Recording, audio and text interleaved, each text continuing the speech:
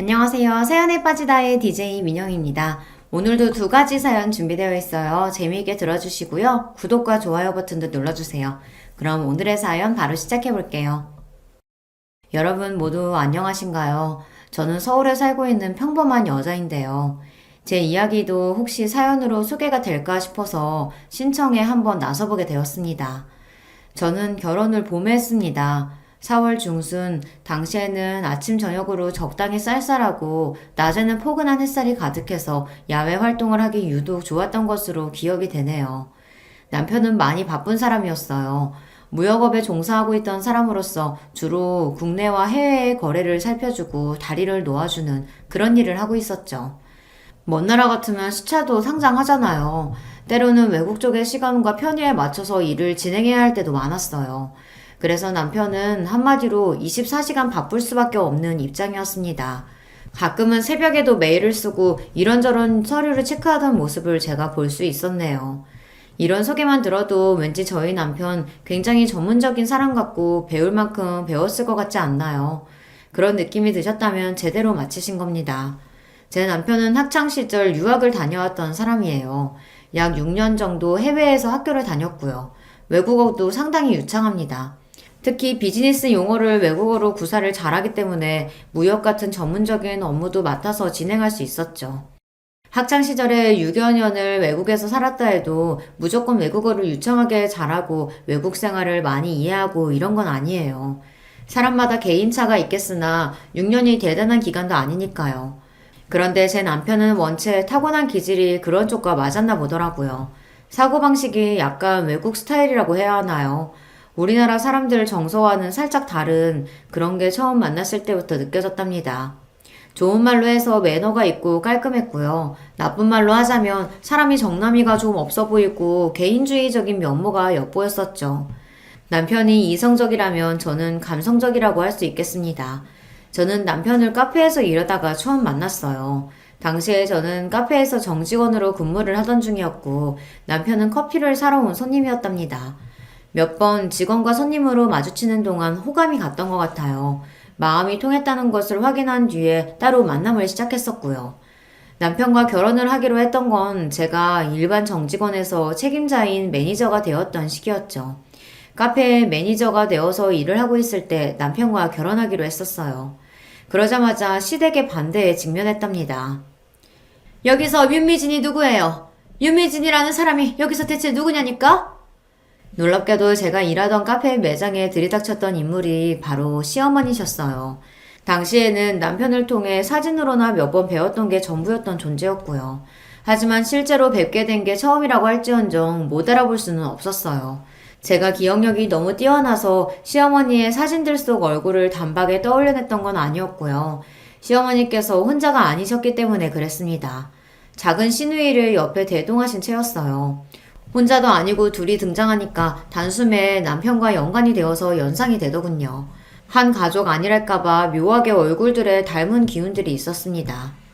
오호라, 여기 없나 보죠? 유미진이 보려면 내가 어떻게 해야 될까? 아니요, 여기 있습니다. 제가 윤미진입니다만 무슨 일이시죠? 그쪽이 윤미진이라고? 네, 맞습니다. 실례지만 무슨 일 때문에 그러시는지.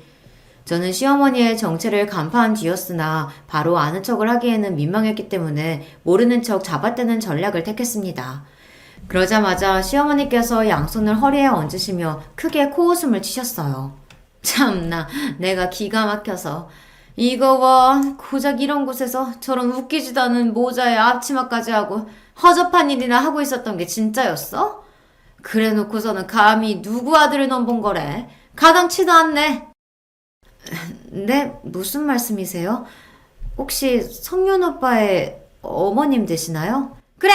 내가 박성윤이 엄마 되는 사람인데 하도 어이가 없어서 여기 찾아온 거예요. 아니, 그쪽이 정말 우리 성윤이가 결혼하겠다는 아가씨가 맞아요? 시어머니께서는 제가 차마 이런 상황에서 네라고 대답을 못할 거라고 여기셨는지 아주 의기양양한 표정으로 저를 깔보며 말씀을 하셨어요.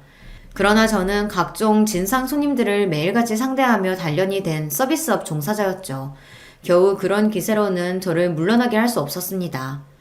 아, 안녕하세요, 어머님. 네, 맞아요. 제가 성윤 오빠랑 결혼하기로 한 사람이에요. 윤미진이라고 합니다. 이렇게 인사드리게 됐네요. 먼저 찾아뵀어야 되는데 그러지 못해서 죄송해요. 제가 해사한 서비스형 미소를 지으며 답변해 들었고 다른 손님들에게 방해가 되니까 자리를 옮기는 것이 좋겠다고 정중하게 안내를 해드리니 시어머니 얼굴이 그때 완전히 썩어 들어가더라고요. 저를 망신을 주며 귀를 납작하게 눌러놓고 겁을 줘서 떨쳐낼 그럴 작정이셨기에 당장이라도 난장판으로 굴고 싶으셨던 게 본심이었으나 제 안내를 따르지 않으면 당신만 무식하고 천박한 사람으로 몰릴 분위기였으니까요.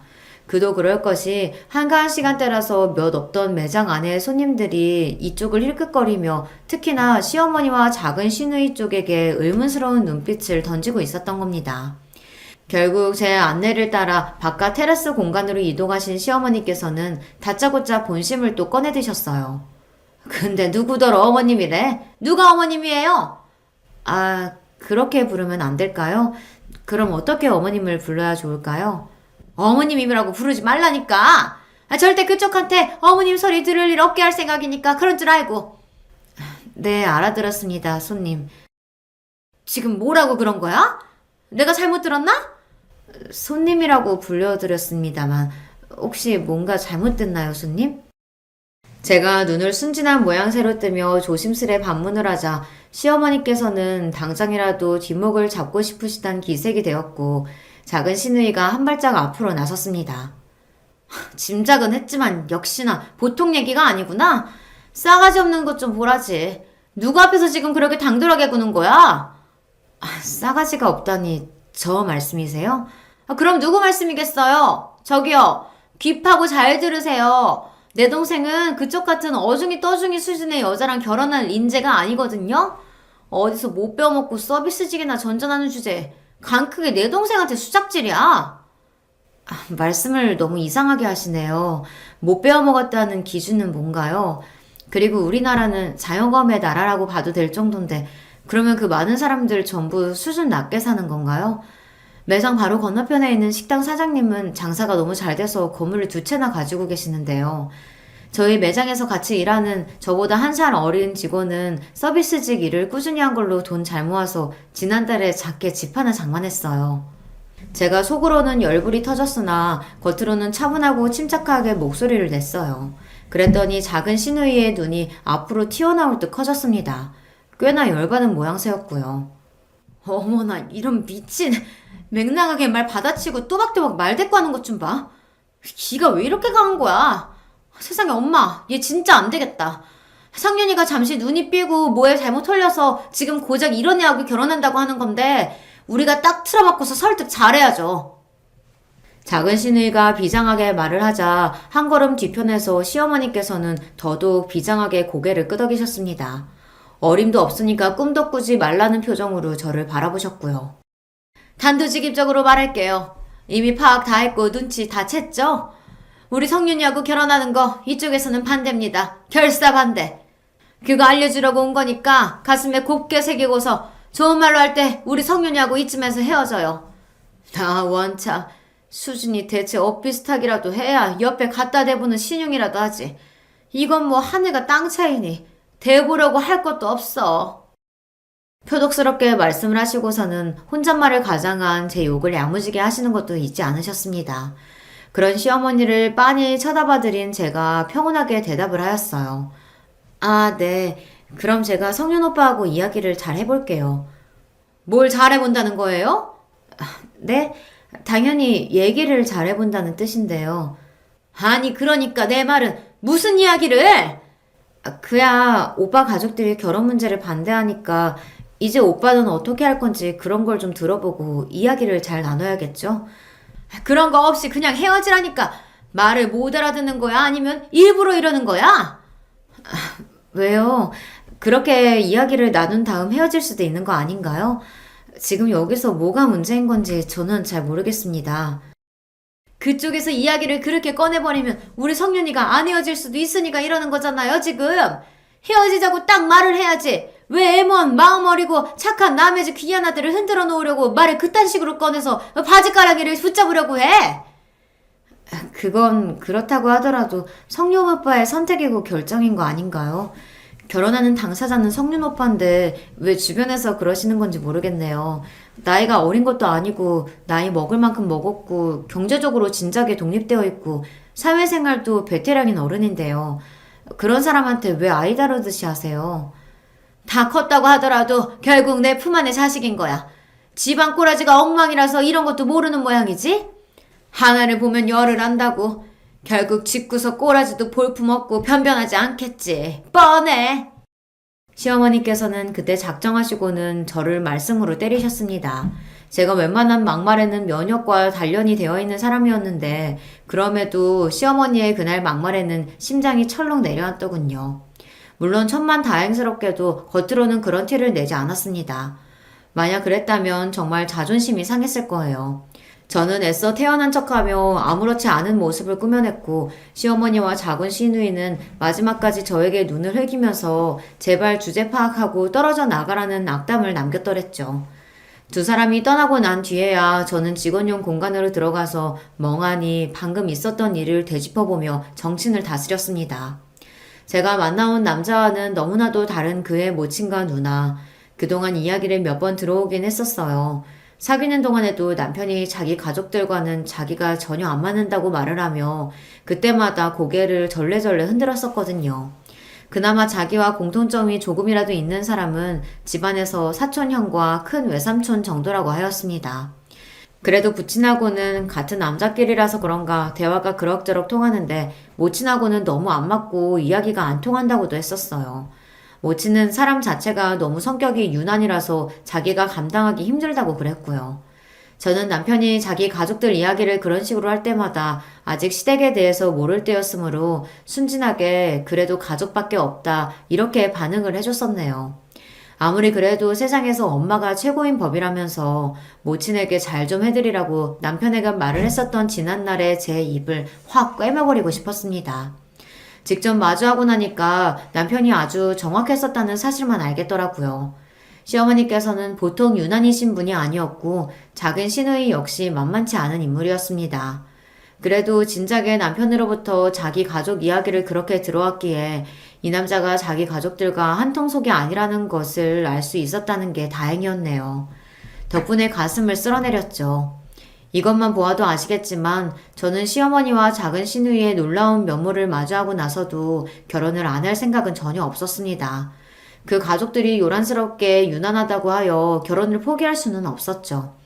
그리고 아주 솔직히 고백하자면 제 남편이 객관적으로 잘나고 괜찮은 조건을 지닌 사람이었으니까요. 저라고 해서 그런 사람을 놓치고 싶었겠나요? 남편은 저보다 여러모로 월등하게 앞서는 사람이었고 저는 저보다 잘난 사람에 대한 열등감이나 자격지심이 전혀 없었습니다. 그저 감사하게 여기며 넙죽 엎드리면 엎드리는 사람이었죠. 그러니 제가 남편과 헤어질 이유는 없었어요. 사람은 누구나 손해보는 것을 본능적으로 싫어하고 결국 속물일 수밖에 없습니다. 그게 자연스러운 현상인데 이런 저를 두고 시댁에서는 얄미워서 미쳐버리려고 하였어요. 내 자식 내가 힘들게 잘 키워놨더니 어떻게 남 좋은 일만 시켜줘? 그건 안 될 일이야. 고작 저 같은 여자가 당신의 귀하고 잘난 아들을 채가는 것이 몹시 분해서 절대 용납 못하겠다며 시어머니께서는 눈에 불을 켜셨어요. 그 두 눈에 흙이 들어가기 전까지는 제가 며느리로 들어오는 꼴을 볼 수 없다고 선언하셨습니다. 남편은 기가 막혀 했어요. 저한테서 시어머니와 작은 시누이의 기습 방문 사건을 다 전해 듣고서는 무척이나 참담해했던 남편이었죠. 어처구니 없는 논리의 반대 따위 때문에 저와 결혼을 못하는 일은 없을 거라며 단호한 태도로 저를 안심시키기도 했었답니다.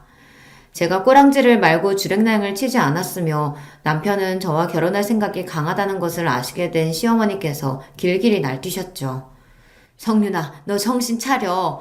네가 이렇게 지금까지 힘들게 노력하면서 잘 살아왔는데 어떻게 여자를 고작 그런 수준하고 만날 수가 있어. 연애만 한다고 그러면 내가 양보할게. 그치만 결혼은 아니지.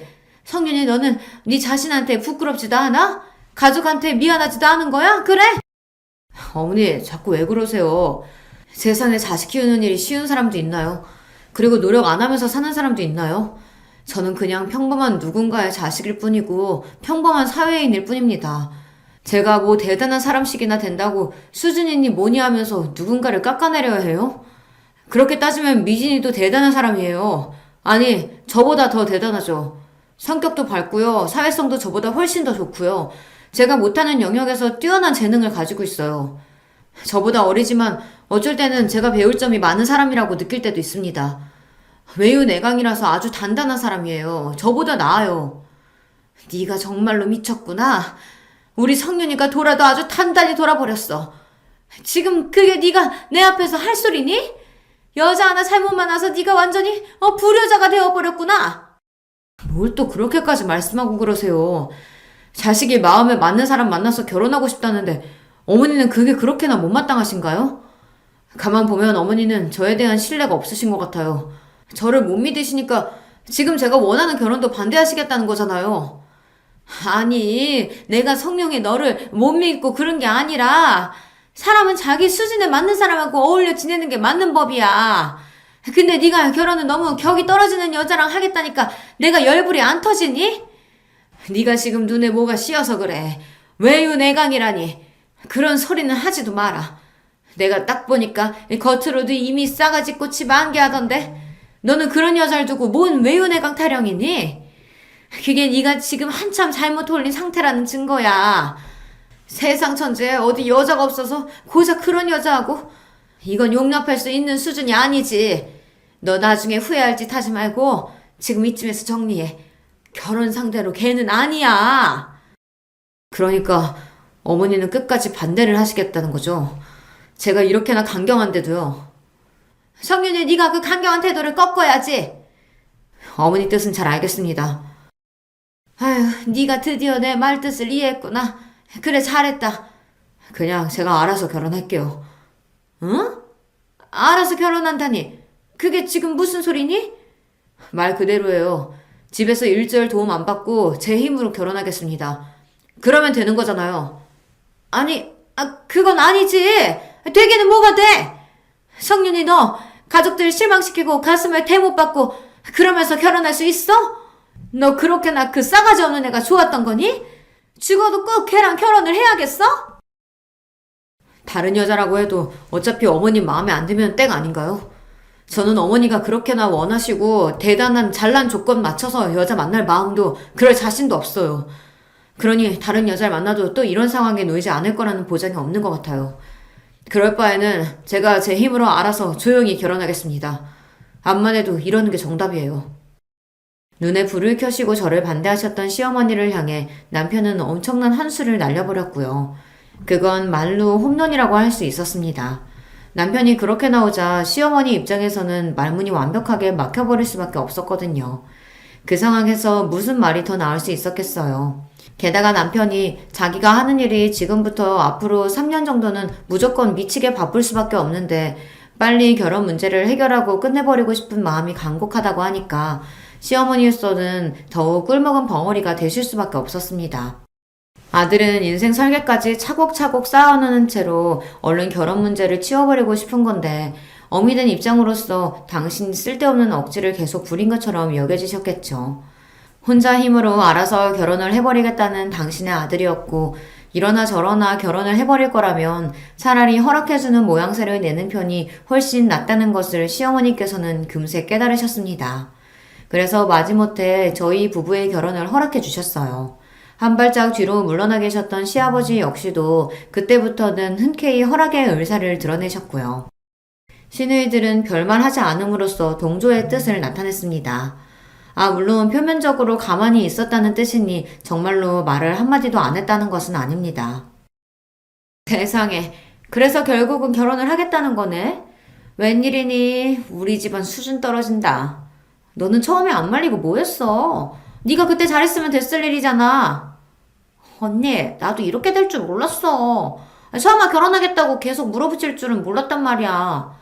그딴 게 우리 올케가 되다니 이게 말이 돼? 벌써부터 짜증나. 시누이들은 명백히 저를 마음에 안 들어 했거든요.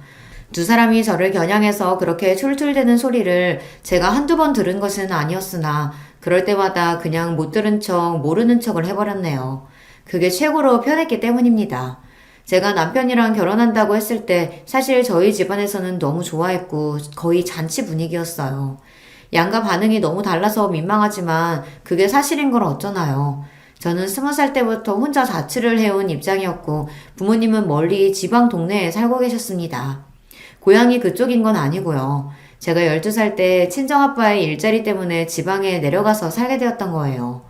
저는 고등학교를 졸업하고 나서 대학을 다니기 위해 홀로 상경하여 지내기 시작했던 게 계속해서 자취 생활로 이어졌고요. 저희 친정 부모님은 그 지방에서 24평 아파트에 살고 계셨습니다. 그리고 제가 3살 위에 친정언니가 있는데요. 친정집에서 차로 15분 정도 걸리는 거리에서 살았습니다. 친정언니는 이미 결혼해서 조카를 키우고 있었고요. 그 지역의 전문대를 졸업한 친정언니는 20대 중반의 나이에 4살 연상의 형부와 결혼을 했습니다. 지방이라고 해서 전부 그런 건 아닌데 희한하게 그 동네가 결혼들을 일찍 하는 편이었거든요. 그래서 친정언니도 별 생각 없이 일찍 시집을 가버리더라고요. 형부는 그 지역 토박이고요. 길을 새로 조성해서 깔끔한 동네의 신축 빌라에 친정 언니네가 살았습니다. 제가 서울에서 대학을 나오고 어영부영 자리를 잡는가 싶더니 그게 잘 안 되는 것처럼 보였던 와중에 좋은 남자를 만나서 집안 멀쩡한 곳에 시집간다고 하니까 친정 식구들은 무척이나 좋아했죠. 저보고 성공했다고 하였습니다.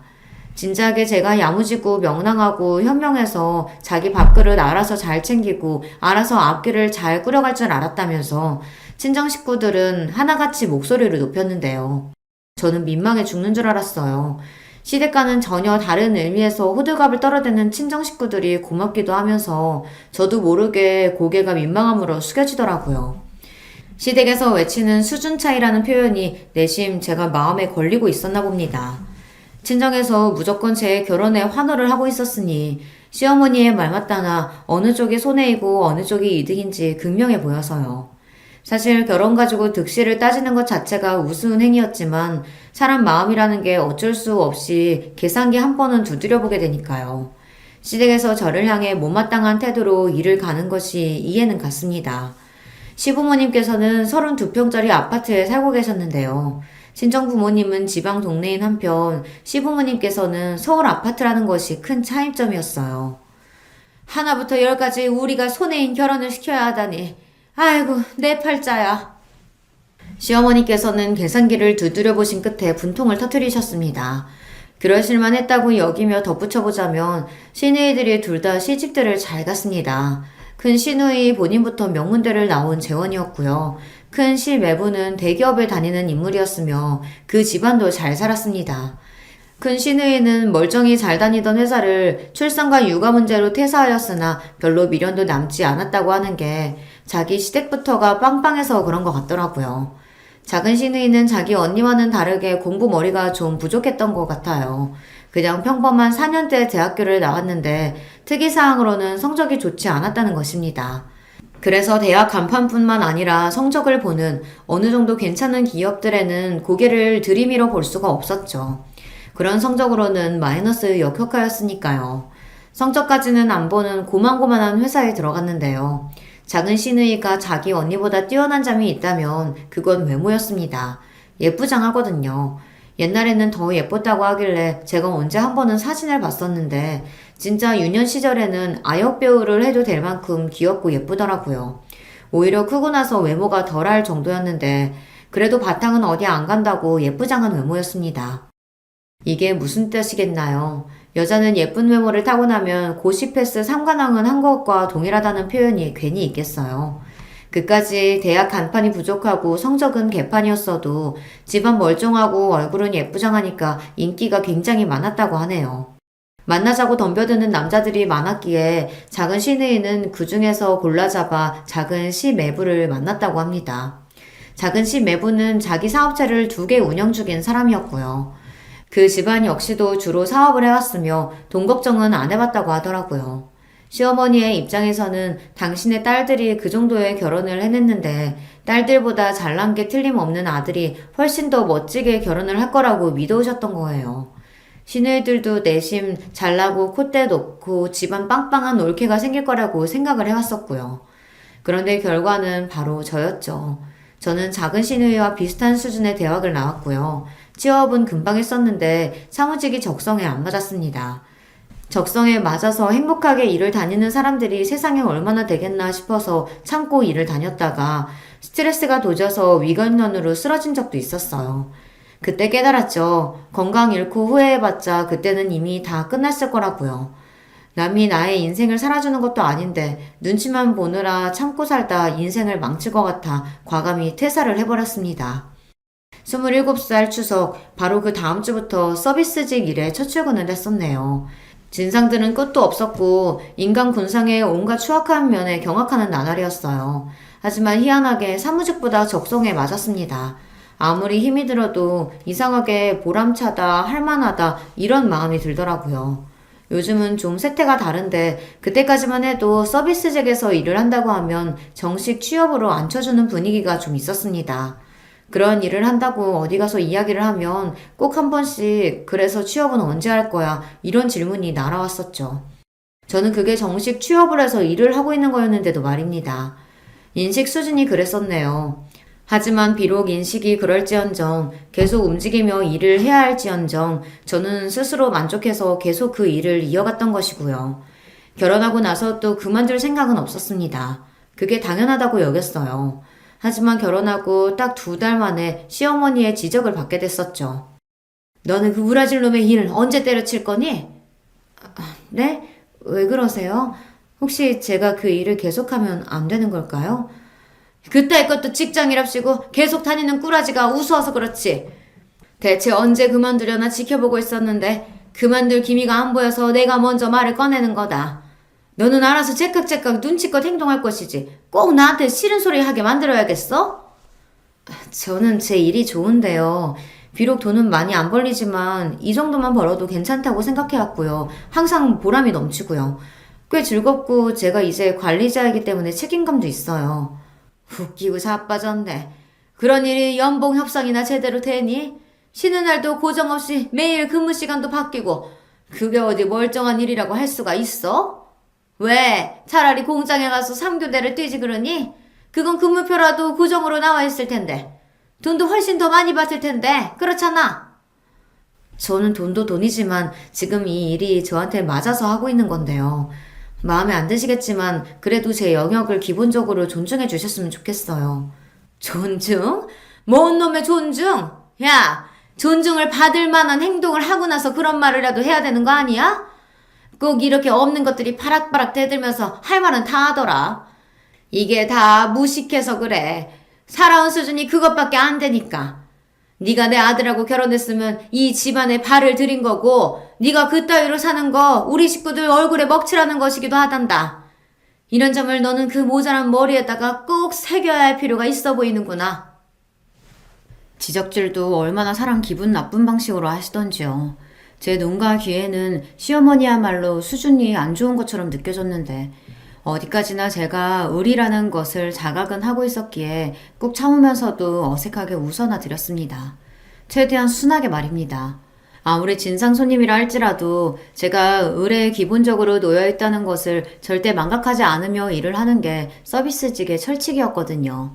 그게 또 습관이 되었던 건지 시어머니의 막말 대잔치 앞에서 저는 겉으로나마 헤헤 웃으면서 급신거렸어요. 그저 알겠다고 대답해드렸습니다.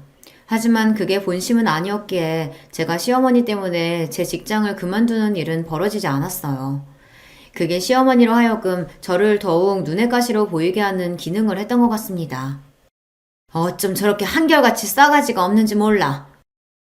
제가 아무리 순하게 실실 웃어드리고 말대꾸를 하지 않아도 저에 대한 평가는 언제나 싸가지가 없다는 것이었습니다. 무조건적으로 제가 당신에게 복종을 하고 따라야 하는데 그게 아니라 앞에서는 알겠다고 하고 뒤에서는 아무런 변화가 없는 게 아주 괘씸하다고 하셨습니다. 저로서는 정말 난감했죠. 제 딴에는 잘해보겠다고 시어머니께 잘하고 있었거든요. 저라고 해서 안부전화 같은 걸 드리고 싶었겠어요. 문자를 하고 싶었던 적은 없었으나 며느리로서 뭔가 도리를 다 해야 할 것 같아 때마다 그렇게 했을 뿐입니다. 또한 시어머니께서 그런 건 당연히 해야 한다 이렇게 보고 계셨기 때문에 제가 감히 거스를 생각은 못했죠. 결혼하고 나서 남편이 무척 일이 바빠졌어요. 스스로 예상했던 것만큼 그 시기가 정말 정신없이 바쁘게 일하며 입지를 탄탄하게 다져나갈 때였거든요. 그런 남편한테 제가 시어머니 때문에 속상하다고 미주알 고주알 떠들고 싶지는 않았습니다. 남편은 무대뽀로 밀어붙여서 저와의 결혼 허락을 시댁에서 받아낸 것으로 자기 역할을 다한 셈이었고, 그것만으로도 솔직히 저는 고맙다고 생각 중이었거든요. 그렇다고 해서 친정에다가 제 이야기를 있는 그대로 떠들어대기엔 민망했죠. 제가 끝내주게 결혼을 잘했다면서 좋아했던 친정 식구들이 내심 제가 혹시나 시댁 식구들로부터 따돌림을 당하고 괴롭힘을 당하는 일은 없을까 하여 걱정하고 있다는 것을 제가 알고 있었기 때문입니다. 그런 걸 뻔히 알고 있었는데 굳이 그 먼 곳에서 저를 걱정하며 친정 식구들이 발을 동동 구르게 만들고 싶지는 않았어요. 그래서 아주 잘 사는 척 했습니다.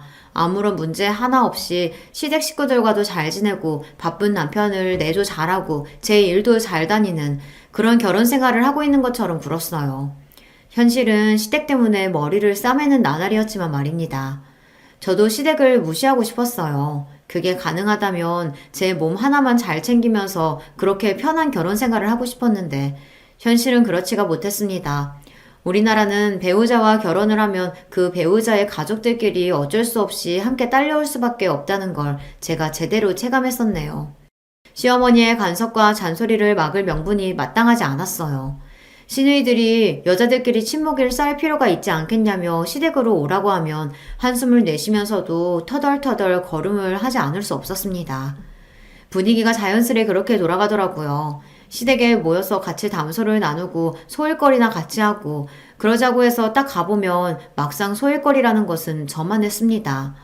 예를 들어 마늘을 까놓은 일 같은 거 말이에요. 베란다에서 신문지 깔아놓고 매워서 오만 눈살을 찌푸리며 눈물을 훔쳐가며 마늘 깎는 소일거리를 하는 것은 저였고요. 담소를 나누는 것은 시누이들 뿐이었습니다. 본인들은 자기 부모님 댁이니까 편하겠죠. 편하니까 그렇게 모여서 노가리나 까는 것이었을 텐데 저는 가뜩이나 시댁이라 편하지 않은 입장이었건만 혼자 일까지 하려니까 서럽고 비참했습니다. 솔직히 제가 성격상 그런 걸 가만히 참고 있는 인물은 아니었습니다. 하지만 일부러 참았던 것이에요.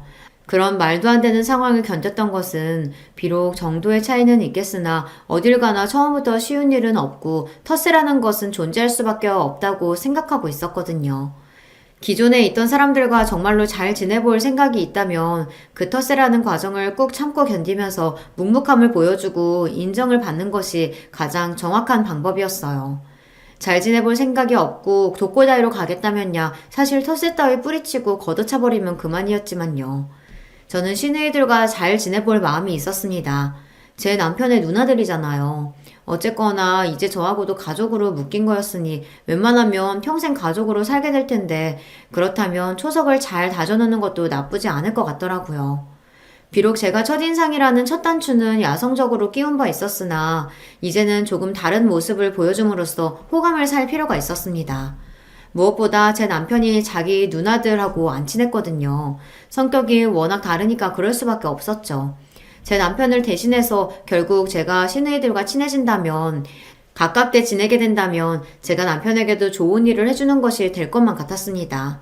그래서 눈물 콧물을 동시에 훌쩍거리며 마늘을 깠었네요. 시댁에서 키우는 강아지가 베란다 유리문 너머로 저를 안쓰럽게 바라보던 그 눈빛이 얼마나 머쓱하게 느껴지던지요. 그때 외출에 나가셨던 시어머니께서 돌아오셨던 게 기억이 나네요.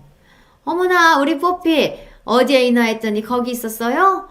베란다에 마늘이 많네. 어머 무셔라. 어우 매워라. 우리 뽀삐는 가까이 가면 애치 재채기 나와서 안 돼요. 이리로 엄마한테 와요. 아이고 우리 뽀삐 우리 기특한 내 새끼. 귀가를 하신 시어머니께서는 훤히 보이는 통 유리문 너머로 제가 마늘을 까고 있는 게 보이자 당황하면서도 강아지부터 챙기셨습니다. 베란다 문도 두꺼운데 그 닫힌 문 가까이 와봤자 강아지의 눈이 매우면 뭐 얼마나 맵겠나요. 그런데도 우쭈쭈 하시며 강아지는 챙기셨고 저는 본체만 채하셨어요. 부엌에서 하하호호 담수를 나누고 있던 시누이들에게도 강아지를 안고 향하시더니 마늘 저거 뭐냐 이렇게 물으셨고요. 그러자 시누이들이 다듬을 마늘이 많길래 저한테 시켰다고 했어요. 시어머니께서는 그랬구나 하신 것이 전부였습니다. 당신의 딸들을 나무라든가 아니면 저를 칭찬하시든가 뭐 하나는 하셨어야 했던 것 같은데 씁쓸했네요. 혼자 열심히 일하고 뒷정리까지 하고 그러는 게 시댁에서 제 역할이었던 것 같아요. 제가 성질 꾹 참고 그러면서 지냈던 이유는 하나, 인정받고 싶어서였습니다. 저도 그들 중 하나로 섞이고 싶었거든요. 다시 말씀드리지만 시댁 식구들이 너무 좋아서 하나가 되고 싶었던 건 아니었고 멀리 미래를 내다보았을 때 장기적으로 그게 이득일 것 같아서 제 나름 노력을 했던 것 뿐이에요. 하도 제 직장을 우습게 보고 깔보니까 책 잡힐 거리 없게 하려고 만약 제가 근무하는 날에 시댁에 연락이 오면 내일이 휴무라 그때 가겠습니다 라든지 그런 식으로 확실하게 굴었습니다. 일 다니는 것 때문에 이것도 못하고 저것도 못한다는 그런 이미지를 주기는 싫었거든요. 매장이 명절 때도 영업을 했었는데 제가 매니저다 보니까 그런 중요한 날에 우선 근무가 됐어요. 그랬더니 시어머니께서 무식하게 실이 추석 때도 일한다고 욕을 한 바가지 하셨죠. 천하게 살면 그런 거야. 이래서 사람이 윗물에서 놀아야 하는 건데. 아유, 수준 낮아. 고작 그따위 돈 받으려고 명절에도 일을 나가야 하는 거냐며 시어머니께서는 혀를 끌끌 차셨습니다. 사회 경력에도 도움이 일절 안 되는 거 아니냐며 시누이들은 피식 웃어댔었고요. 저는 참을 인자를 머리에 새기며 애써 참았었죠. 추석 때 일이 끝나는 대로 후다닥 시댁으로 가서 명절을 챙겼고요. 정말 웃긴 건 제 남편이 그해 추석에 출장에 가 있었거든요. 일 때문에 영국에 2주 정도 일정으로 갔었는데 추석이 껴있었어요. 그런데 남편한테는 아무 말도 안 하고 저한테만 추석에도 일하는 게 무식하다며 시댁에서 조롱을 했던 것입니다. 참 어이가 없을 따름입니다. 그러거나 말거나 일단 저는 씩씩하게 허드렛 일을 도맡아가면서 그렇게 명절을 났었고요. 진심은 통하는 법이고 노력은 배신을 안 하는 법이라고 하잖아요. 그런 일념으로 지내고 있던 어느 날이었습니다. 바야흐로 단풍철이었던 거예요. 너 혹시 다음 주 금요일에 쉬니? 여자들끼리 오붓하게 단풍놀이나 갈까 한다. 네, 저 금요일에 쉬어요. 단풍놀이요? 너무 좋네요. 그래? 마침 잘 됐구나. 딱이다. 근데 시댁에서 단풍놀이를 간다는 겁니다. 단풍 구경을 가려고 시누이들이 그날 자기 아이들도 떼어놓고 오겠다면서 미리 신이 난 기색들이었는데요. 저도 덩달아 들떴습니다. 얼마 전 추석 때 그 개고생을 하면서 눈칫밥을 얻어먹으며 서름을 당한 보람이 있다고 생각이 됐고요. 드디어 저의 지난 노력이 결실을 맺는구나 싶었더랬죠. 시댁에 모여서 같이 출발하는 일정이었고요. 시어머니, 시누이들과 단풍놀이를 간다고 남편에게도 자랑을 다 해놨었고 제가 오죽 들떴으면 친정 식구들한테도 전화를 돌려서 말했었네요. 당일이 되어 모자랑 바람막이, 잠바까지 새로 사서 갖춰입고 시댁에 도착했습니다. 시누이들은 이미 와 있었고 시어머니께서는 이제 막 준비를 마쳐가고 계셨어요. 형님들, 어머님, 저 왔어요. 곧 출발하면 되죠? 그래, 왔구나. 네가 이따가 뽀삐 점심밥 좀 챙겨주고 여차하면 간식통에서 개껌 하나 꺼내다가 그것도 주고 그렇게 하면서 있어. 우리는 이제 나가볼 테니까. 네? 뽀삐 점심밥이요? 저도 오늘 같이 가는 거 아니었나요? 단풍놀이 말이에요. 수준 안 맞게 시리 우리가 왜 너를 데리고 가니? 요새 뽀삐가 컨디션이 안 좋아서 혼자 둘 수가 없었는데 네가 우리 뽀삐 봐주면 딱이라서 부른 거야. 심장이 철렁 내려앉았고 얼굴이 뜨거워지기 시작했습니다. 저를 향해 키득거리는 시누이들의 모습까지 보니 머리가 어지럽더군요. 이건 완전히 사람 하나를 가지고 논 모양새였어요. 저를 바보로 만들었습니다. 이게 바로 시댁에서 그렇게나 운운해 대는 수준인가 싶어 기가 막혔습니다. 어머님, 이건 아니죠. 그동안 저는 최선을 다했는데 지난 7개월 동안 하루도 빠짐없이 최선을 다해서 노력한 결과가 이건가요? 그럼 빠짐없이 최선을 다해야지. 드문드문 다하는 최선도 있다니? 너 말을 되게 요상스레한다. 너의 싸가지가 바가지인 것을 우리가 처음부터 다 알고 있는데 아닌 척하면서 꼬리만 살랑살랑 흔든다고 해서 뭐가 해결될 줄 알았어? 우리를 바보로 알아? 하여간에 수준 낮아. 시어머니께서 혀를 끌끌 차며 집을 나가셨고 시누이들이 피식 웃으면서 그 뒤를 따랐습니다. 뽀삐를 잘 부탁한다면서 즐거운 목소리들을 내더라고요. 저는 거실 소파에 털썩 주저앉아 멍하니 지금의 상황과 그간 있었던 일들을 곱씹어 봤습니다.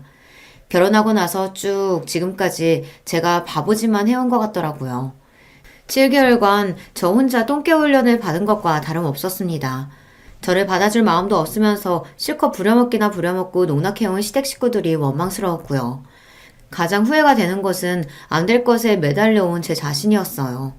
심호흡을 하며 정신을 차렸고 간만에 두 눈에 도끼를 띄었습니다. 그리고 단풍놀이를 즐겁게 떠난 시어머니와 시누이들은 제가 전송한 사진 한 장을 받고서 충격에 빠졌죠. 이게 뭐야? 내 새끼가 왜 피를 흘리고 쓰러져 있어? 이거 거실 바닥이잖아. 여기에 내 새끼가, 아이고, 우리 뽀삐야! 입에서 피를 흘리며 옆으로 힘없이 쓰러져 있는 강아지의 사진을 받아본 시어머니께서 절규하셨고, 더 먼저 침착함을 찾은 시누이들은 저에게 전화를 걸었습니다. 저는 받지 않고 끊었고요. 그 후에는 아예 휴대폰 전원을 꺼버렸습니다. 단풍놀이고 뭐고 다 때려치우고 울며 불며 황급히 귀가를 할 수밖에 없었죠. 너 우리 뽀삐한테 무슨 짓을 한 거야? 너 내가 가만히 안 둘 거야? 시어머니께서 울부짖으며 집으로 들이닥치셨고 저는 태연하게 눈을 꿈뻑였습니다. 그리고 집에는 시아버지 남편 또한 함께였어요. 제가 두 사람에게 가능하다면 꼭 와달라고 연락을 돌렸거든요. 제가 혼자가 아니란 것을 그제야 아신 시어머니께서 당황하셨고 뒤따라 들어온 시누이들은 멀쩡한 강아지를 발견하고 깜짝 놀랐습니다. 시어머니께서도 어리둥절해 하시면서 안도의 한숨으로 강아지를 안아드셨고요. 왜 이렇게 일찍 오셨어요? 몰라서 묻니? 우리 뽀삐가 잘못되는 줄 알았으니까 그렇지? 아까 사진, 그 사진 뭐야? 아, 그거요? 냉장고 청소하고 있었는데 토마토 케찹의 유통기한이 다 됐더라고요. 그래서 옆에 바닥에 먼저 꺼내놨었는데 뽀삐가 그걸 거실로 물고 가서 장난을 치지 뭐예요. 그러면 안 된다고 혼냈더니 시무룩해서 옆으로 들어 눕더라고요. 어쩌면 좋을까 싶어서 사진 찍어 보내드렸던 거예요. 사진의 보정을 살짝 가미해서 절묘하게 연출했다는 사실은 굳이 덧붙이지 않았습니다. 전화는 왜 안 받았냐고 시누이들이 따지길래 배터리가 다 돼서 꺼졌다고 했고요. 태연하게 받아치니까 세 사람 다 부글부글 속만 끓어오른 모양새로 더 이상 아무 말도 못하더군요. 그때 시아버지께서 입을 여셨습니다. 내가 상관한 일 아닌 것 같아서 그동안 그냥 뒀었는데 해도 너무하는구만. 당신 적당히 좀 해. 그리고 너희들도 마찬가지다. 대체 나이는 어디로 먹었냐? 너희들 그러고도 자식 낳은 애 엄마들이라고 할 수 있어? 애들한테 부끄럽지도 않아? 셋 다 아주 똑같아. 모전 여전이야. 에휴, 징그러워. 시아버지께서 진절머리를 치셨고 그러자 시어머니의 얼굴이 빨갛게 달아올랐어요. 뭔가 오해가 있었다느니 제가 얄밉게 머리를 써서 지금 상황이 이상하게 꼬인다더니 그런 소리들을 늘어놓으셨지만 시아버지께서는 시끄럽다며 일축하셨습니다. 그리고 남편은 싸늘하게 식은 시선으로 세 사람을 바라보았죠. 앞으로 이 사람이 여기 오는 일은 없을 겁니다. 그렇게 아세요. 성윤아, 너 지금 잘못 오해하면 안 돼, 어? 무슨 오해요. 어머니, 제발 작작하세요. 앞으로는 그냥 어머니한테는 며느리 없다고 생각하시면서 사세요. 그 편이 낫겠네요. 그리고 누나들, 앞으로는 남동생 있다고 생각하지 마. 나도 나한테 누나들 없다고 생각하고 살 거니까. 각자 그렇게 살자. 그게 처음부터 정답이었던 것 같다. 남편은 차갑게 말을 뱉고서 제 손을 잡고 일어났습니다. 살벌한 시선으로 앞만 보며 걸어가는 남편을 아무도 붙잡지 못했죠. 저는 고개를 돌려서 시아버지께만 꾸벅 인사를 드렸고요. 망연자실한 시어머니 그리고 얼이 빠져있는 시누이들을 지나쳐 시댁을 빠져나온 그 순간이 아주 후련했습니다. 남편은 그간 자기가 신경을 전혀 못 써준 것이 미안하다며 차에서 내내 저에게 사과를 했어요. 저는 제가 자초한 것이 컸다고 말을 하며 고개를 가로저었습니다. 서로에게 미안해하기보단 앞으로 서로에게 최선을 다하며 즐겁게 살아보자고 저희 부부가 서로에게 약속을 한 날이었네요. 이튿날 친정 식구들이 단풍놀이는 잘 다녀왔냐며 저에게 연락을 하길래 저는 시댁에 시옷자도 꺼내지 말라고 대답한 뒤 그간 있었던 일을 드디어 다 털어놓았습니다. 친정 식구들이 놀라서 뒤집어졌고요. 이미 후련하게 마무리가 된 일이라는 것에 한숨을 쉬기도 하였습니다. 괜히 미안한 마음이 들었고 남편하고 더욱 잘 사는 모습으로 보답하겠다고 다짐을 했었죠. 시어머니께서는 그간 당신이 유치했다고 하시며 저에게 정식으로 사과를 하고자 하셨고 잘 지내보자고 하셨으나 저는 한 번 아니면 아니라고 생각하기도 해서요. 안 내키더라고요. 시누이들도 저에게 미안하다고 하며 남편의 마음을 제가 좀 잘 달래보라고 그랬는데 그냥 피식 웃음만 나왔습니다. 이제 제 안에서 시댁 식구들과 잘 지내보고 싶은 마음이 다 사라진 뒤였던 거예요. 그간 발버둥을 쳐온 게 후회돼서라도 더 활기차게 제 일상에 집중하고 남편에게 더욱 신경 쓰며 그렇게 잘 지냈고요. 스트레스 요인이 사라져서 그런지 제 얼굴도 아주 환해졌답니다. 시어머니께서는 졸지에 전에 없이 시아버지의 눈치를 보시면서 그렇게 지내시게 되었다는 후문이고요. 신을 듯 있는 듯 없는 듯 그렇게 조용히 지내고 있답니다. 안녕하세요. 만나 뵙게 되어 반갑습니다. 저는 경기도에 살고 있는 30대 후반의 여성입니다. 글재주가 워낙 없음에도 이렇게 사연을 직접 보내게 된 건 저에게 차마 남들한테는 말 못할 기막힌 사건이 생겼기 때문입니다. 참고로 길고 지난한 이야기지만 그래도 한번 용기 내어 이야기하려고 합니다. 그저 재밌게 들어주시길 부탁드립니다. 저는 몇 달 전 죽음의 문턱까지 다녀왔습니다. 네, 거의 죽을 뻔했었죠. 그건 어떤 예측 못할 우연도 피할 수 없는 운명 같은 일이 아니었어요. 우리 가족을 죽음의 구렁텅이로 밀어내려고 했던 누군가로 인한 것이었죠. 만약 저도 이 이야기를 다른 사람에게 듣는다면 말도 안 된다며 쉽게 믿지 못했을 그런 일이었죠. 지금부터 시작해 볼게요. 저는 자식 부자인 집에서 태어났습니다. 그 중에서 전 5형제 집안의 넷째로 자랐죠. 첫째, 둘째 오빠들과 셋째 언니, 저, 막내 남동생 이렇게 5명이요. 원래 타고난 상황 그대로였으면 그래도 입에 풀칠은 할 만한 집이었을 텐데 자식이 원체 많다 보니 형편이 늘 부족하고 궁핍했죠. 엄마는 자식들 뒷바라지 집안일 하느라 일을 구할 수 없었고 그러다 보니 아빠의 외벌이로만 살게 되었거든요. TV 수리 기사였던 아빠의 월급은 7 식구가 먹고 살기엔 늘 부족한 돈이었습니다. 그런 어려운 상황 속에서도 우리 가족은 늘 화목했어요. 돈이 있으면 행복하지만 행복하기 위해서 꼭 돈이 필요한 건 아니더라고요. 그보다 더 중요한 건 사랑이라는 걸 저는 일찌감치 가족들을 보며 깨우쳤습니다. 막내 동생을 제외한 나머지 형제들이 고등학교, 중학교에 올라간 때부터 우리는 적극적으로 부모님을 도왔어요. 오빠들은 부모님의 걱정을 덜어드리기 위해서 학교를 다니면서도 늘 아르바이트를 경험했고 저랑 언니는 눈 뜨자마자 가족들의 식사를 챙기고 학교 후에는 일찍 집에 와 동생 공부를 돕거나 집안일을 했어요. 덕분에 엄마도 여유가 생기니 부업을 시작할 수 있었죠. 그 모든 건 가족들이 사랑으로 서로를 이해하고 배려하니까 가능했던 일이라고 생각해요. 본인만 생각하는 이기적인 사람이 없었고 더욱더 나서고 희생하려는 사람만 있었거든요. 너무나 사랑하는 소중한 가족을 위해서요. 그래서 전 어릴 때부터 가족이란 응당 그런 분위기라고 생각했어요. 어려운 순간에도 서로의 힘을 합쳐 위기를 극복하는 언제나 사랑으로 화기애애하고 하고 화목한 그런 분위기를요. 그런데 나이가 들면서 넓은 세상으로 나와보니 삶의 모양은 참 다양하고 복잡하더라고요. 나에겐 당연했던 모양이 다른 삶 속에서는 완전히 뒤바뀐 모습으로 존재할 수 있다는 걸 서서히 이해하고 받아들이게 됐습니다. 그렇지만 그건 어디까지나 한 발 떨어진 제 3자의 시선일 뿐이죠. 결혼을 통해 우리 가족과는 전혀 다른 모습의 새로운 가족이 생기게 되면서 그 사실을 피부 가까이 느낄 수 있게 되었습니다. 제가 성인이 될 무렵 가족의 형편은 전보다 많이 여유로워졌어요. 오빠들은 일찍 취직을 했고 언니도 대학에서 또 공부하는 게 싫다며 20살이 되자마자 취직을 했거든요. 그래서 전 비교적 운 좋게도 원하는 대학을 별다른 걱정 없이 입학할 수 있었죠. 최소한 대학 등록금으로 걱정할 필요 없이요. 그렇게 대학을 졸업하자마자 곧바로 원하던 회사에 취직까지 하게 됐어요. 전 평소에 끈기와 인내가 강하다는 이야기를 많이 듣거든요. 항상 그 끈기 하나로 원하는 바를 꾸준히 밀어붙인 덕분인지 순탄하게 풀렸던 것 같아요. 거기까지는 좋았습니다. 꿈꾸던 대학에 들어갔고 업계에서 유명해 평소 꿈꾸던 회사까지 가장 빠른 시간 내에 올바른 정석을 불리는 길로 이뤄냈어요. 당시 오래 사귀던 남자친구도 있었고 30살이 되면 결혼하자는 이야기가 오갔죠.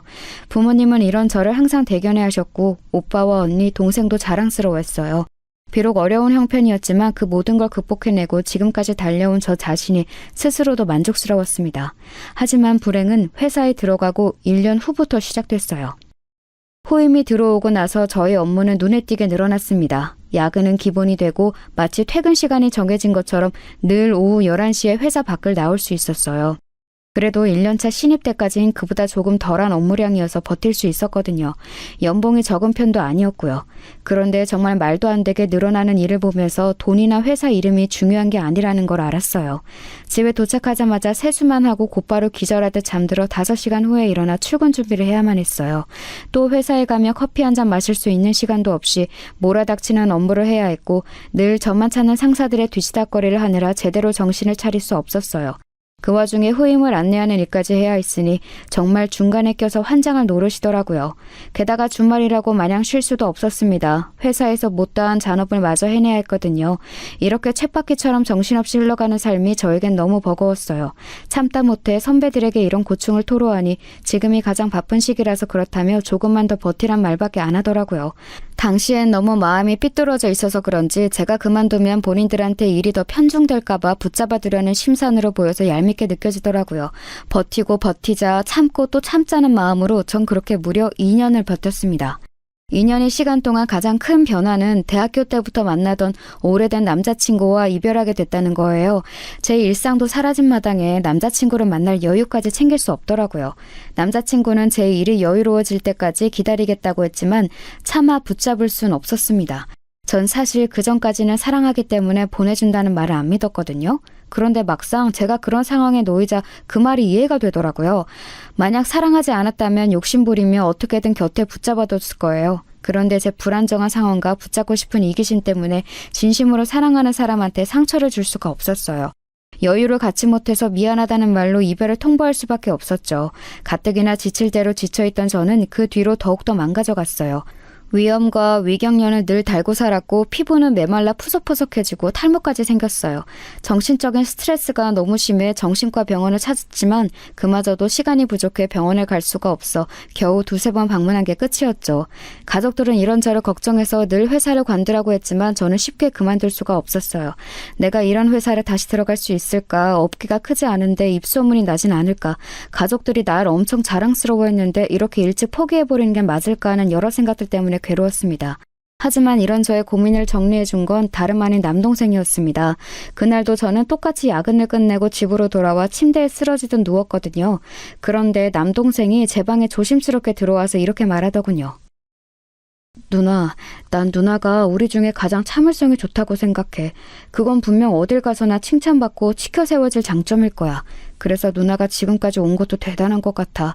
참을 만큼 참았으면 더는 가만히 있지 않아도 돼. 그러니까 반격을 하든 박차고 나오든 뭐든 간에 누나는 누나가 원하는 대로 할 자격이 있어. 동생의 말에 저는 큰 위로를 얻으면서 동시에 용기를 얻었어요. 여태까지 버틴 것도 대단하고 그게 아까워서 앞으로의 시간을 허비할 필요는 없다는 걸 깨달은 저는 참지 않을 용기를 냈어요. 곧바로 다음날 회사로 가서 사직서를 냈죠. 직장 선배, 동료, 친한 친구들 모두가 말렸지만 가족들만은 제 선택을 응원해줬어요. 사직서를 낸다는데 박수를 받는 사람은 아마 흔치 않을 텐데 말이에요. 어쨌든 저는 그때부터 참지 않을 용기를 가지고 더 열심히 살아가기로 했습니다. 그 가르침은 제 미래의 수많은 선택들에게 큰 도움이 되었죠. 회사를 다니는 중에는 딱히 소비를 할 여유나 시간이 없던지라 전 꽤 많은 돈을 놓아둘 수 있었어요. 그 돈에 퇴직금과 부모님의 도움, 대출을 껴서 가게를 냈습니다. 어떤 가게인지는 정확히 말할 순 없지만 회사를 다니면서 제 생활을 누리고 싶다는 바람이 생겼는데 그에 딱 맞는 곳이었어요. 운영 시간은 정해져 있었지만 제 일상에 따라서 유동적으로 바꿀 수 있었고 그럼에도 감사하게도 손님들이 꾸준히 찾아주셔서 지금까지 운영해오고 있어요. 예전 회사 다닐 때보다 벌이도 훨씬 좋고요. 사실 이제야 말은 이렇게 간단히 하지만 가게를 차린 후 2-3년까지는 상황이 그다지 좋지는 않았어요. 혼자 운영하는 것에 대한 부담도 컸고 자리 잡기 전까진 벌이도 그닥 좋지 않았거든요. 어느 정도 안정권에 들어서기 시작한 건 바로 남편 덕분이었습니다. 가게를 준비하던 중에 저는 지금의 남편을 만났습니다. 인테리어 회사에 다니고 있던 남편은 제 가게로 일을 나온 사람 중 한 명이었어요. 남편의 첫인상은 참 좋았습니다. 성실하고 과묵하지만 본인의 일에 집중하는 모습이 멋있는 그런 사람이었어요. 아마도 제가 먼저 호감을 가졌던 것 같네요. 회사를 그만둔 뒤 훨씬 대담해진 저는 몇 번의 일적인 만남 끝에 남편에게 먼저 다가가 호감을 표현했어요. 그쪽이 마음에 드는데 혹시 사적으로 만나볼 의향이 없냐고요. 사람이 워낙 진중하고 무거워 보여서 마음을 얻기가 생각보다 어려울 것 같았거든요. 그런데 예상과 달리 그 사람도 제 요청에 흔쾌히 좋다고 하더군요. 제가 묻지 않았으면 아마 본인이 물어봤을 거라고 하면서요. 마음이 통한 우리는 그렇게 만남을 시작하게 됐고 어느새 둘도 없는 연인이 되었습니다. 남편은 저랑 동갑으로 제가 생각했던 것처럼 자기 일에 열정을 가진 진실된 사람이었어요. 사실 만남을 시작할 때부터 저는 남편이 연애보단 결혼하기 좋은 남자라는 걸 단박에 알았어요. 일 말고는 딱히 별다른 취미도 없고 대화할 주제가 많지도 않고 그렇다고 대화를 이끄는 게 능숙한 편은 아니었거든요. 그럼에도 불구하고 이 사람과 결혼을 하면 나에게 무한한 신뢰를 주겠구나 싶은 확신이 있었어요. 이 사람만 믿고 함께 한다면 고생시키는 일은 없겠구나 싶은 그런 거 있잖아요. 제가 그동안 찾던 사람은 안정감과 확신을 주는 남편이 아닐까 싶었습니다. 가게를 차린 지 1년 반 만에 엄마가 병으로 6개월 만에 돌아가셨거든요. 그 일 때문에 가족들이 전부 다 많이 힘들어했어요. 서로가 서로를 위로하면서 어떻게든 삶의 의지를 다지고선 앞으로 나아갈 수밖에 없었죠. 그렇지만 또 반대로 서로가 서로에게 짐이 될까봐 가뜩이나 힘든 가족들한테 감정을 토로하는 게 미안해서 마음 한구석은 늘 위태로웠어요. 회사를 다닐 때도 느꼈지만 곁에서 의지할 수 있는 사람이 없다는 건 정말 힘든 거더라고요. 사실 그동안 저는 곁에 누군가 버티고 서주기를 바랐던 것 같아요. 제가 기댈 수 있게요. 그런데 남편이 저에겐 그런 사람이란 걸 깨달았죠. 엄마가 돌아가셨을 때도 장례식장에서 내내 자리를 지켜주고 일을 도와주었어요. 장례를 치르고 나서도 제 곁을 가만히 지켜주었고요. 그런 모습을 보면서 결혼을 확신했던 것 같습니다. 그 일 이후로 우리는 곧 결혼이라는 공동의 목표를 함께 세우게 되었고 미래를 약속하는 사이가 되었어요. 결혼을 완전히 확정하기 전에 남편은 사실 자신에겐 결혼을 미루고 싶은 이유가 있다고 했어요.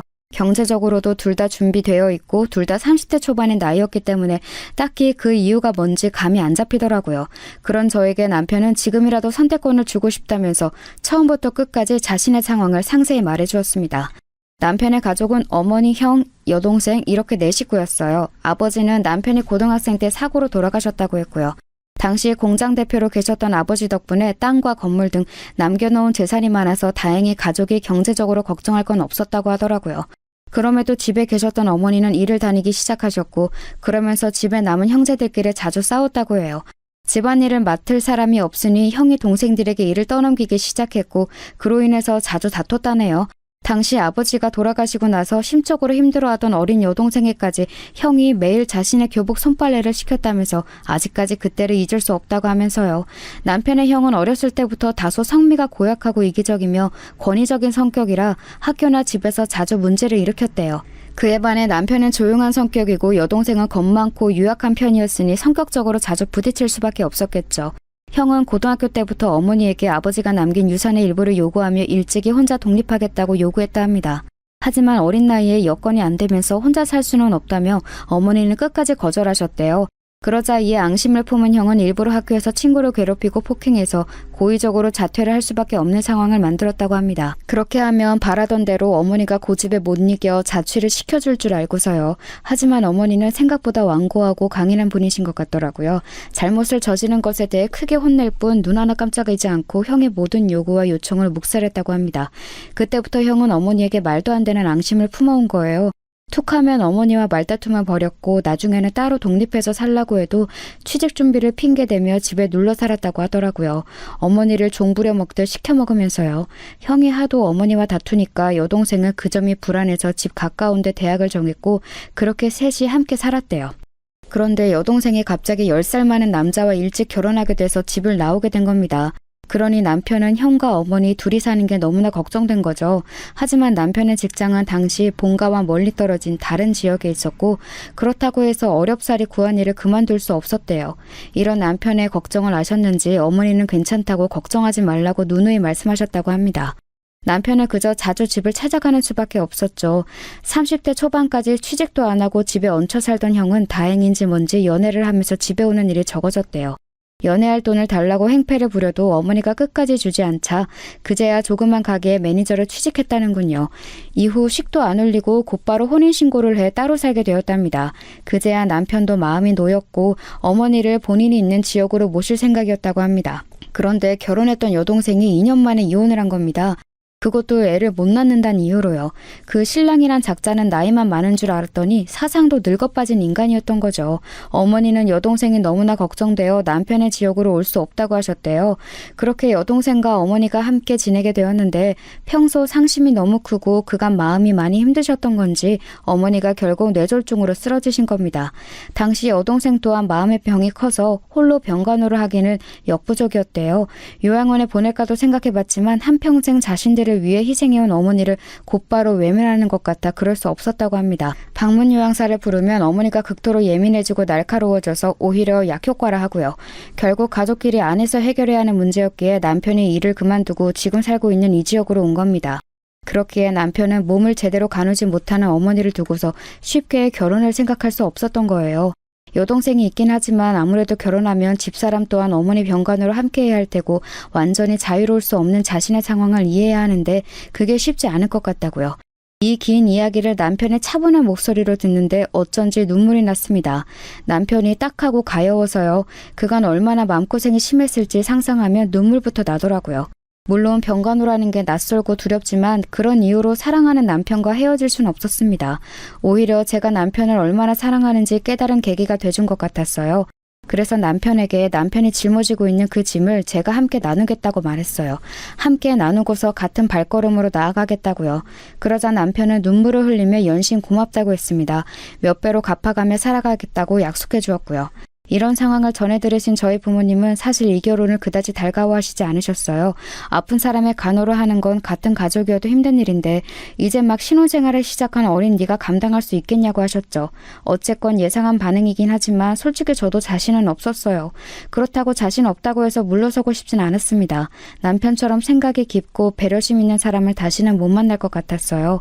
게다가 당시 남편이 가게 내부에 대해서 이것저것 조언해주고 운영에도 크게 도움을 준 덕분에 일이 잘 풀린 게 사실이긴 하거든요. 결혼하고 나면 남편도 직장을 정리하고 저와 같이 가게를 운영할 계획이었고요. 이런 이유를 들면서 저에게 얼마나 필요한 사람인지 피력하고 이전에 부모님이 실제로 남편을 만났을 때 사람이 진국이라고 했던 걸 다시 꺼내어 얘기했죠. 그렇게 부모님을 설득하고 또 설득해서 결혼을 허락받을 수 있었네요. 남편의 어머니는 저희 시어머니가 되었고 하나뿐인 여동생은 시누이, 집 나간 형은 시숙이 되었습니다. 하지만 당시에 전 몰랐던 거예요. 제 앞에 다가올 시련에 대해서 너무나 과소평가했던 걸요. 결혼 전까지 뵐 수 없었던 남편의 형, 시숙과 큰동서는 결혼식이 돼서야 처음 만났습니다. 그 전까진 남편도 함께 만나는 것에 대해 시큰둥했고 시숙과 큰동서도 일에 바쁘다 결혼식 때 보면 되지 뭘 또 따로 보느냐고 해서 여러 이유로 보지 못했습니다. 이제 보면 시숙은 실내에서 선글라스를 낀 채 껌을 짝짝 씹고 있었고 큰동서는 세상 화려한 주황색 원피스와 흰색 구두를 신고 나타났죠. 전 당시 시숙의 맨 처음 제게 했던 말을 잊을 수가 없습니다.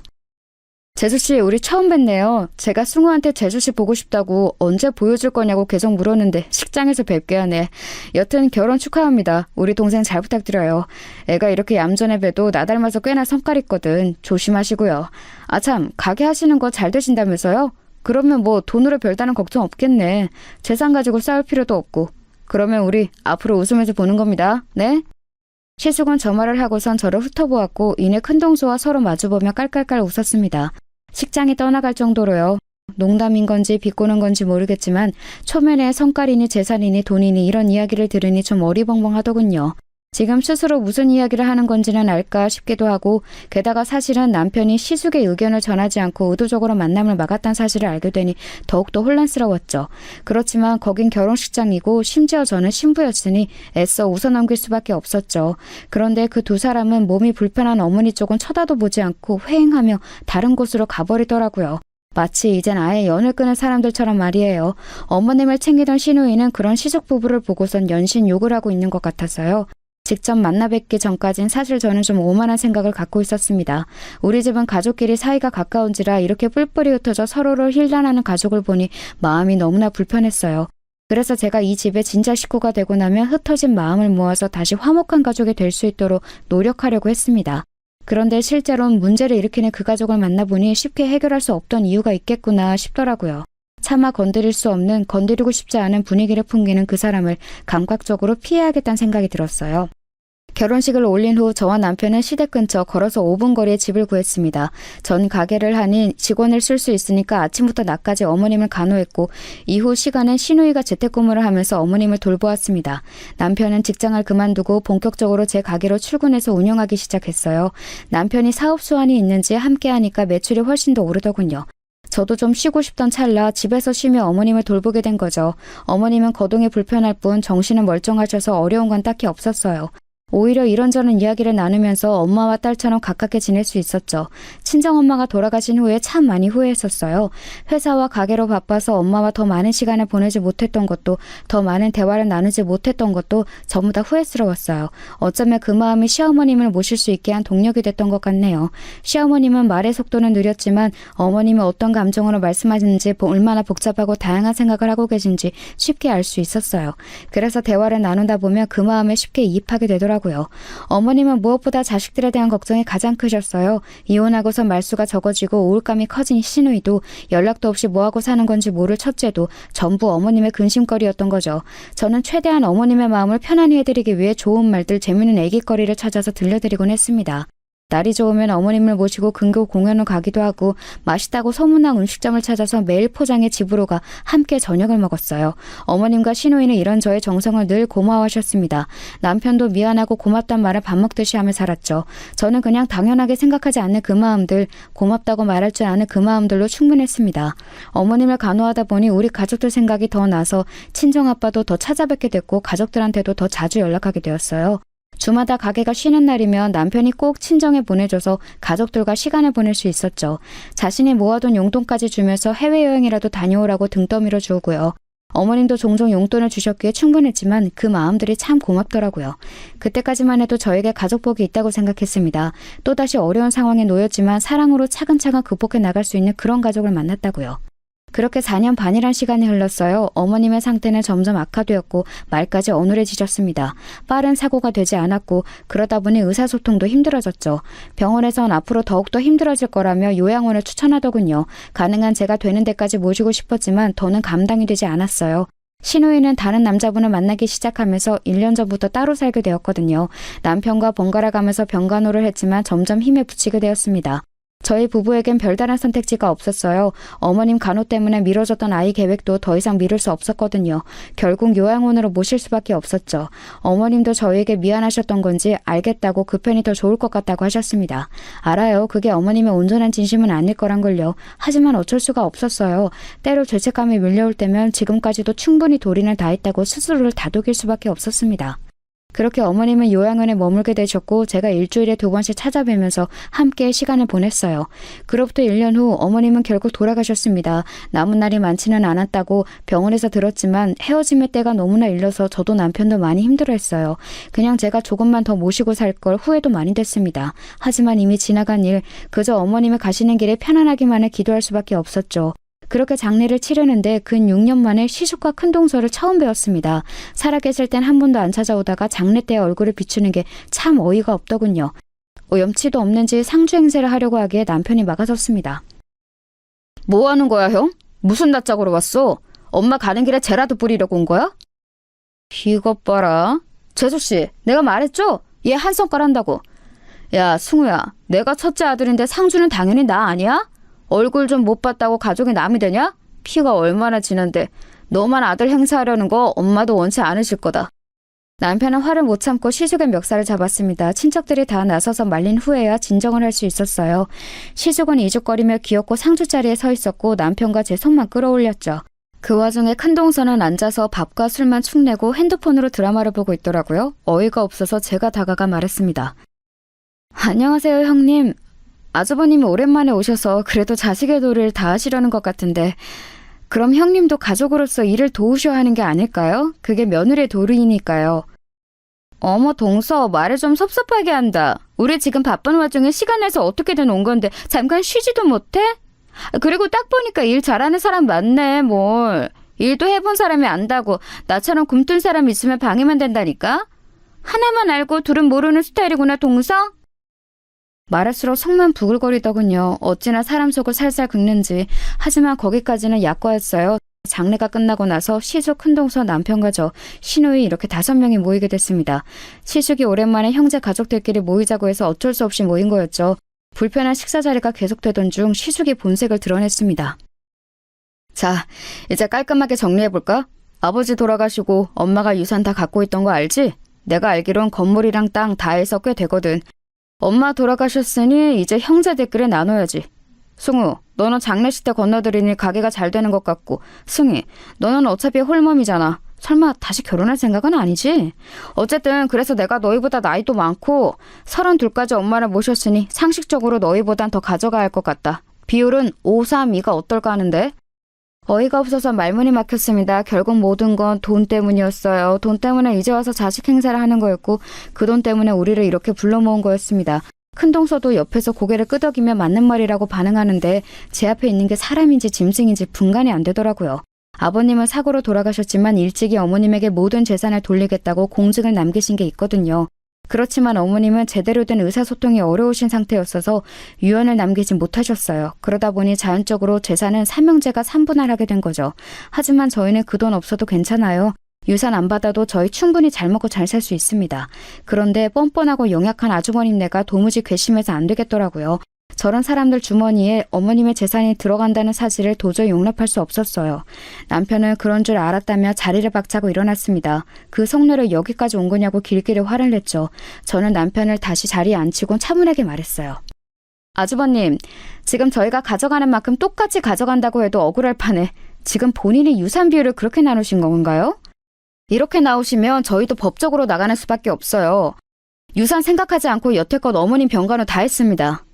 그런데 지금 아주버님네 태도가 너무나 불쾌해서 저희도 이렇게 나설 수밖에 없겠네요. 그리고 말은 똑바로 하셔야죠. 32이란 나이까지 어머니 집에 얹혀 산 거를 모셨다고 표현하는 건 좀 부끄러운 일 아닌가요? 제 말에 큰동서는 손아래 사람이 감히 손윗 사람을 가르친다며 큰 소리로 화를 내더라고요. 곁에 있던 시누이가 큰동서를 말리면서 말을 거들었습니다. 본인은 여태껏 둘째 오빠네 새언니에게 신세를 졌다며 유산을 더 챙겨가는 사람이 있어야 한다면 그건 둘째 오빠와 새언니라고 말해주더군요. 여태껏 곁에서 병간호를 한 사람에게 그러자 시숙은 시누이에게 만약 둘째네 부부가 동의한다면 너도 그 결과를 따를 거냐고 물었습니다. 시누이는 그게 뭐든 따를 거라고 답했어요. 그러자 큰동서는 그럼 이 문제에 대해서 상수권을 두고 더 생각해보고서 의논해보자며 다음 약속을 기약했습니다. 일주일 후 다시 만나 의논하자는 거였죠. 더 의논해보고 말 게 없다고. 우리의 의견은 여전히 같다고 했지만 마저 듣지도 않고 호련히 가게를 나가버리더군요. 황망했어요. 어차피 우리가 밀고 나가면 상속법에 따라 재산을 균등하게 나누게 될 테지만 그마저도 너무나 아깝고 화가 나더라고요. 저런 인간들한테 어머님의 노고와 삶을 빼앗기는 것 같아서요. 차라리 신우에게 더 나눠주고 싶은데 저 인간들은 절대 따라주지 않겠죠. 어떻게 해야 상속 포기를 시킬지 고민해보았지만 방법이 없더라고요. 해서 저희가 장기간 간호했다는 사실을 토대로 상속 재산 분할 소송을 걸려고 했습니다. 남편은 어차피 저런 인간은 가족도 아니니 소송쯤 아무것도 아니라고 했죠. 그리고 이러한 저희의 계획을 신우에게 미리 말해주었죠. 그렇게 시숙을 다시 만나기로 한 날이 됐습니다. 그날 아침 신우에게서 전화가 왔어요. 그러면서 하는 말이 본인이 첫째 오빠와 통화해서 마음을 돌리려고 했답니다. 우리가 소송을 걸면 방법이 없을 거라고 더는 추한 모습 보이지 말고 지금이라도 상속 포기를 하라고요. 그렇게 말해두었으니 첫째 오빠도 깨달은 바가 있을 거라며 대화로 잘 풀라고 이야기해 주더군요. 저도 최대한 좋게 해결하고 싶었어요. 가족 간에 얼굴 붉히며 돈 가지고 싸우는 거 정말 치졸하고 못 봐줄 일이더라고요. 이렇게 낯설고 힘든 경험을 굳이 하고 싶지 않았어요. 그렇다고 해서 제가 참고 넘어갈 일은 아니잖아요. 제 남동생이 말했던 것처럼 참지 않을 용기를 다시 한번 보여야 하는 때란 생각이 들었습니다. 남편도 저와 같은 생각이었고요. 그렇게 단단히 마음을 먹고 남편과 함께 자리로 나갔어요. 원래 약속 장소는 술집이었는데 당일 약속 장소가 아주버님네 집으로 바뀌었습니다. 큰동생네가 임신을 해서 이동이 어렵다는 이유였죠. 그리고 생각해보니 자신들 집에 초대한 적이 없다면서 겸사겸사 집들이를 하자더군요. 일주일 전만 해도 유산으로 쌓은 와중에 집들이라니 코웃음이 나더라고요. 하도 완강하게 어쩔 수 없이 집으로 찾아갔습니다. 가보니 상탁에 술과 배달 음식이 질비하게 놓여있었어요.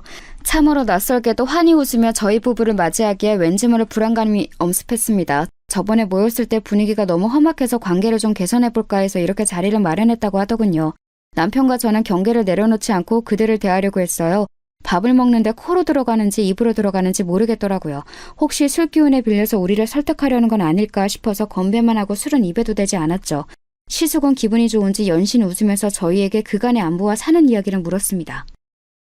우리도 엄마 찾아뵈고 싶었지. 아무렴 내 엄마인데 나몰라라 하고 싶었겠어? 그런데 그럴 수가 없더라고. 아직 우리가 경제적으로 또 사회적으로 안정화되지 않은 상태거든. 사업하는 것마다 망하고 뭐 좀 해보려고 하면 코로나다 경제위기다 뭐다 운이 따라주질 않더라고. 그런 모습을 어떻게 엄마 앞에 나서겠냐? 우리 그간 고생 많이 했다. 팔도를 돌면서 안 해본 일이 없어. 그 와중에 이렇게 하늘에서 천사 같은 아이를 내려준 거야. 그러니까 우리가 얼마나 유산이 간절했겠니. 섭섭하게 생각 마라. 우리도 그 말 하면서 괴로웠어. 우리는 잘못 살았지만 이 뱃속의 아이는 잘못 살면 안 되잖아요. 아무리 그래도 이 집 핏줄인데 그건 시어머님도 원치 않으시겠죠. 저도 정말 보란 듯이 잘 키우고 싶어요. 나는 이렇게 지금 변변치 못한 일에 불안정하게 살고 있지만 아이가 태어날 집은 번듯했으면 좋겠고. 애 얘기만 하면 왜 이렇게 눈물이 나는 건지. 술에 취한 건지 장황하게 사는 이야기를 늘어놓는 모습을 보니 그 자리에 함께 있는 게 괴로워지더라고요. 물어본 적도 없고 궁금하지도 않은데 말이죠. 게다가 아이 핑계를 대면서 어쩔 수 없었다고 하는데 아이가 생겼다고 해서 여태껏 시어머님을 내팽겨치고 뒤늦게 나타난 게 없던 일이 되나요? 어이없는 소리. 그냥 귓등으로 듣고 있었습니다. 한참을 그렇게 떠들던 시숙은 갑자기 무표정한 얼굴로 다시 한번 저에게 물었습니다. 정말로 상속을 더 나눠줄 의향이 없냐고요. 남편은 언성을 높이며 역시나 그렇게 말할 줄 알았다고 했습니다. 그전에도 말했듯이 그럴 의향 전혀 없다고 오히려 똑같이 나누는 것조차 억울하다고 덧붙였죠. 그러자 시숙은 알겠다면서 너희가 그런다면 어쩔 수 없지라며 허허허 웃더군요. 뭔가 이상했지만 그래도 원만히 풀리나 싶었습니다. 동서는 좋은 게 좋은 거라며 이쯤에서 평화롭게 풀자고 말했어요. 그러면서 술 안 먹을 거면 음료라도 마시라며 컵에 따라 가져다 주더군요. 남편과 저는 테이블에 술만 있어서 그간 마실 걸 한 번도 입에 대지 않았거든요. 안 그래도 목마르던 참에 동서가 가져다 둔 음료수를 벌컥벌컥 마셨습니다. 그리고 거짓말처럼 1분도 채 되지 않아 남편과 저는 미친 듯이 밀려드는 잠에 정신을 잃고 쓰러지게 됐죠. 얼마 동안 잠든 건지 모르겠어요. 3분, 5분? 기억상으로는 30초 남짓 쓰러져 있던 것 같은데 저 멀리 흐릿한 시계를 보니 5분은 된 것 같았어요. 꿈속을 헤매는 것처럼 비몽사몽한 상태로 있던 저는 누군가 제 발을 밟는 촉감에 슬며시 눈을 떴습니다. 이 사람아, 기절한 사람 발을 밟으면 어떡하나? 깨면 어쩌라고? 자, 다들 잠들었지? 여보, 이제 시작하자. 정신 똑바로 차리고 당신은 그냥 내가 시키는 대로만 하면 돼. 일단 가져오자. 마지막 말에 저는 순간 정신이 번쩍 들었습니다. 두 사람이 안방 쪽으로 걸음을 옮긴 순간 저는 벌떡 일어나 남편을 미친 듯이 흔들어 깨웠어요. 일어나라고 뺨을 연신 꼬집으면서요. 남편은 아직 완전히 정신이 들지 않았지만 다행히 일어날 수는 있었어요. 저는 지금 이 집에서 당장 도망쳐야 한다며 남편을 부축해 일어났습니다. 남편은 사태의 심각성을 안 건지 곧 정신을 제대로 차렸고 제 손을 잡고서 불이 나게 현관문을 열고 나갔습니다. 가장 아래층에 있는 엘리베이터를 기다릴 여유가 없어서 계단을 뛰어내려갔어요. 설상가상 그 와중에 넘어져 저는 다리까지 다치게 됐죠. 남편은 내려가면서 곧바로 경찰에게 연락해 신고했습니다. 저희가 문을 열고 내려가니 곧바로 이어서 시숙네 현관문이 열리는 소리가 들렸습니다. 그들이 곧장 따라오는 소리가 들렸어요. 공포영화가 따로 없었습니다. 지금 잡히면 정말 죽겠다는 생각밖에 안 들더군요. 다친 다리로 겨우 내려가다가 남편이 어필하고 해서 엎인 채로 1층까지 갔죠. 남편은 제정신이 아닌 상태로 급하게 내려오느라 무리한 탓에 1층 도착하자마자 구토를 했어요. 정말 아수라장이 따로 없었습니다. 주차장으로 바로 가야 하는데 겁이 나서 도저히 못 가겠더라고요. 그 상태로는 무리겠다 싶어서 경찰이 올 때까지 숨어 있기로 했습니다. 건물 뒤로 뛰어가 숨어 있는데 곧바로 두 사람 발소리가 나더라고요. 연신 욕을 해대면서 우리를 찾는 듯 했습니다. 아마 시숙도 술을 마신 탓에 온전한 정신이 아니라서 다행히 우리를 쉽게 찾지는 못하는 것 같았어요. 그때 경찰차 사이렌 소리가 들렸고 시숙과 동선을 도망쳐 다시 집으로 들어갔습니다. 남편과 저는 곧장 뛰쳐나와 경찰을 불렀어요. 그리고 경찰관들은 대동해 다시 시숙네로 찾아갔죠. 아마도 제 인생 중에 가장 급박한 순간이 아니었나 싶어요. 마치 첩보물 속 주인공이 된 기분이었죠. 경찰관은 집 안으로 들어가 제가 가리킨 대로 우리 부부가 마신 음료컵을 조사하기로 했습니다. 그런데 소름 끼치는 건 안방을 뒤져보던 중 그 안에서 노끈이 나온 겁니다. 얇고 긴 노끈 말이에요. 이걸로 뭐 하려고 캐묻자 남편과 저에게 그냥 겁만 주려고 했다네요. 상소 포기하게 한 다음 억지로라도 문서를 작성하게 할 유황이었대요. 정말로 다치게 할 생각은 없었다면서요. 저희가 소송을 할 거란 계획을 듣고서 우발적으로 벌인 일이란 말을 듣는데 정말 온몸에 닭살이 돋았습니다. 말은 그렇게 하지만 사실은 목숨을 빼앗으려고 했던 건지 뭔지 누가 아나요? 동서가 준 음료에 타져 있던 게 바로 수면제였거든요. 저희는 그 수면제 음료 때문에 정신을 잃었고 다리까지 다쳤으니 이를 이유로 시숙과 큰동서를 상해죄로 고소했습니다. 우리는 더 이상 가족이 아니었죠. 그 뒤로 아직도 사건은 완전히 해결되지 않았습니다. 생각보다 복잡하고 긴 절차가 필요했거든요. 시숙과 동서는 아직도 오리발 내밀면서 자신들은 죄가 없다고 주장한다던데 아무래도 정신을 못 차린 것 같더라고요. 더 웃긴 건 뭔지 아세요? 임신했다는 것도 거짓말이었습니다. 애가 있는 배가 아니라 그냥 과식한 배였더라고요. 그것도 모르고 그 넙대대한 배를 보면서 임신 축하한다고 순삭했으면 좋겠다고 마음에도 없는 덕담을 했는데 그게 사람이 할 거짓말인가요? 하긴 이런 일까지 벌였는데 뭘 못하겠어요. 아무리 해도 우리가 눈 하나 깜짝하지 않으니 결국 수면제까지 먹인 걸 테니까요. 그들은 저희가 고소한 대로 죗값을 받게 될 겁니다. 남편과 제가 꼭 그렇게 끝이 나게끔 만들 생각이고요. 지금도 그때가 생생합니다. 갖가지 가정이 제 마음을 아직도 어지럽히고 있어요. 그때 동서가 제 발을 밟지 않았다면, 그래서 제가 눈을 뜨지 못했다면 어떻게 됐을까? 그때 남편이 일어나지 못했다면, 그래서 제가 끈을 가지고 나오는 그들과 정면으로 마주쳤다면 어땠을까? 난 맨정신으로 그들과 맞설 수 있었을까? 상상을 하면 할수록 힘겨워져서 어떻게든 생각을 떨쳐낼 수밖에 없었어요.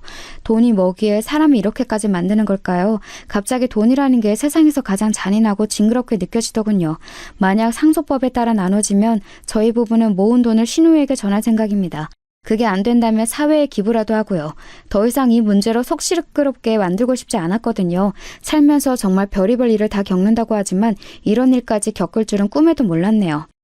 가끔씩 어머님의 꿈에 나옵니다. 눈물 맺힌 눈으로 저를 물끄러미 쳐다만 보시는데 마치 그간 고생했다고 애썼다고 못 볼 꼴 다 봤다고 위로해 주시는 것 같아요. 그 눈빛을 볼 때면 저까지 눈물이 차오르는 듯합니다. 시어머님 말대로 크게 액땜했다고 쳐야 할 것 같아요. 이 이상의 불행이 더는 없도록 어머님이 제 곁을 지켜주시겠죠? 그간 많이 고생했으니 앞으로는 어머님을 믿고서 다시 한번 나가봐야겠습니다. 저마다 돈보다 더 값진 사랑을 누리는 하루 되시길 바랄게요. 지금까지 긴 글 읽어주셔서 감사합니다.